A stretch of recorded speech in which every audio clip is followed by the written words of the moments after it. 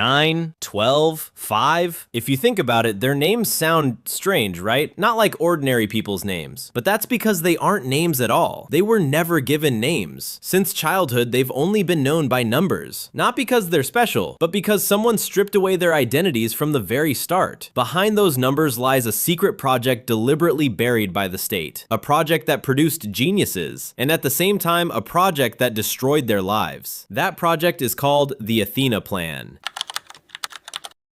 The Athena Plan is the core of the entire conflict in Zankyounoterror. Without understanding this project, it's almost impossible to understand why 9 and 12 carried out all their acts of terror. As far as is known, the Athena Plan is a research project aimed at developing gifted children with extraordinary intelligence. The name Athena itself is taken from the goddess of wisdom in Greek mythology. From the outside, the name sounds noble, as if the project were created to bring about a smarter future generation. But the reality is far different. The Athena Plan isn't merely an educational program, it is an experiment on human beings. The children were treated as research objects, not as individuals. They were gathered in a closed facility, isolated from the outside world, fully controlled by people who considered intelligence more important than humanity. Every one of their activities was monitored, every development was recorded, every emotion was analyzed. All of it was done in the name of science. That's exactly why the project was kept so tightly secret, not because of its success, but because the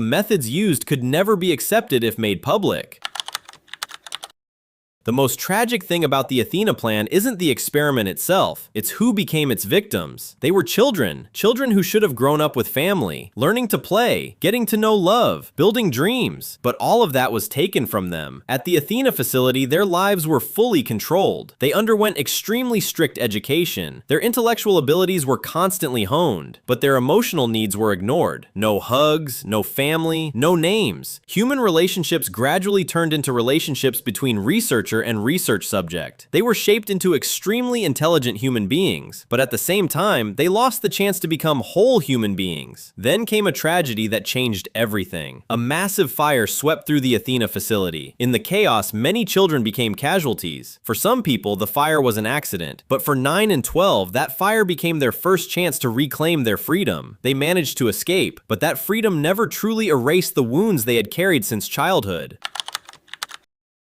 Among all the survivors of the Athena Plan, 9 is the calmest figure. He almost never shows emotion. Every decision is made logically. Every step is carefully calculated. He always appears to be in control, but it's precisely that composure that reveals just how heavy the burden he carries truly is. Since childhood, 9 has been used to thinking not only for himself. He had to survive. He had to plan the escape. He had to make sure their mission succeeded. The smallest mistake could mean death. Because of that, 9 grew into someone who finds it hard to trust others. He's always suspicious, always thinking of the worst case scenario. Even when Lisa starts becoming part of their lives, 9 still keeps his distance. Not because he doesn't care, but because he's afraid of losing someone again. All that childhood trauma shaped his view of the world. To him, the world isn't a safe place. The world is a system capable of destroying children without feeling any guilt. And as long as that system still stands, there will never truly be justice.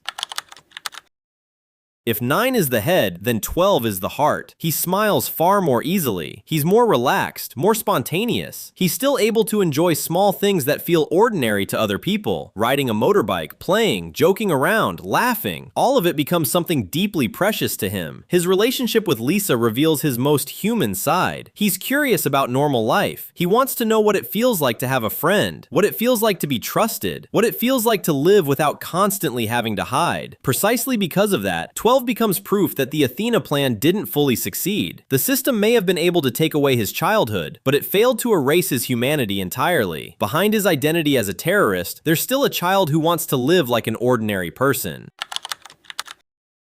5 comes from the same place. She underwent the same experiments. She lost the same childhood, but her path in life turned out differently. While 9 and 12 chose to expose their past, 5 instead sank into wounds that never healed. The trauma she experienced changed the way she thinks. The game became an obsession. Rivalry became her identity. And at the center of it all is 9. Their relationship is far more complicated than simply being enemies. 5 wants to defeat 9, but at the same time, she also wants recognition from him, as if her entire sense of self-worth could only be proven by defeating the one person she has always seen as superior to her. This is what makes 5 a foil to 9. Both are victims, both are geniuses, both lost their childhoods, yet one chooses to use his intelligence to expose the truth. The other sinks into an obsession that slowly destroys her from within. 5 isn't a monster who was simply born that way. She is further proof that the Athena Plan left a different wound on every child.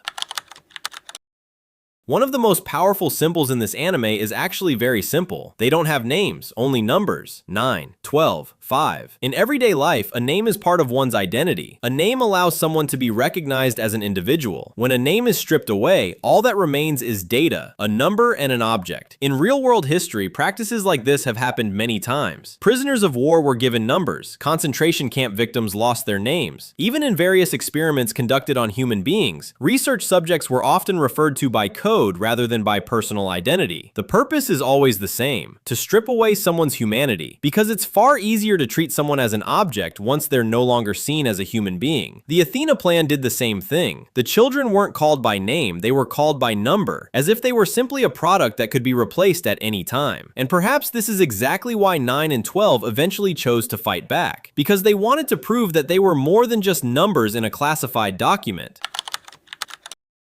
What makes the Athena Plan so compelling is the fact that the same experiment produced 3 people who turned out to be very different from one another. 9 carries the burden of being a leader. He believes the truth must be fought for, even if it means sacrificing himself. 12 holds on to his human side. He's still able to love, still able to laugh, still able to trust other people. 5, meanwhile, chose a different path. The same trauma leaves her trapped in an obsession and a rivalry that never truly ends. None of them is ever truly free from the past. They simply chose different ways of facing the same wound. And perhaps this is where the Athena Plan's greatest message lies. Trauma never shapes everyone in the same way. Some become cold, some manage to hold on to hope, and some are ultimately destroyed by a wound that never heals. 9, 12, and 5. The 3 of them were born from the same system, became victims of the same experiment, experienced the same losses, yet fate led them down 3 completely different paths. The question now is this: if everything they did began with suffering created by other people, does that make their actions justifiable? 9 and 12 still carried out acts of terror. They still blew up buildings. They still created fear, even if their goal was to expose a far greater crime. So do they deserve to be forgiven? Or is the greatest tragedy of Zankyou no Terror the simple fact that there is no answer that's truly black or white? Write your thoughts in the comments. Don't forget to like and subscribe. Thank you.